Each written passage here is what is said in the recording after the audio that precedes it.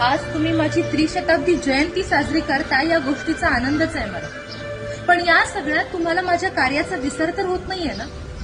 250 वर्षापूर्वी माझे पती आणि सासरे यांच्या निधनानंतर मोठ्या धीरानं आम्ही राजकारभार सांभाळला होता. माझी मुलगी मुक्ताई हिचं लग्न कोणत्याही राजकुमाराशी करून देण्याचा विचार न करता जो कोणी चोर आणि दरोडेखोर यांचा बंदोबस्त करेल, मग तो कोणत्याही जातीचा असला तरी सुद्धा तिचं लग्न त्याच्यासोबत केलं जाईल अशी फक्त घोषणाच नाही तर ती घोषणा प्रत्यक्षात उतरवली गेली. अनेक महिलांना सती जाण्यापासून परावृत्त केलं. अनेक निपुत्रिक विधवा महिलांना पुत्र दत्तक घेण्याचा अधिकार मिळवून दिला. पण आजकालच्या मुलींवर हे होणारे अत्याचार वाचले की अगदी मन विषण्ण होतं.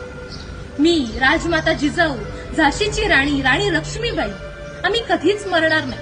पण आमचे विचार आणि आमचं कार्य जेव्हा तुम्ही आचरणात आणाल तीच खरी जयंती आणि पुण्यतिथी असेल.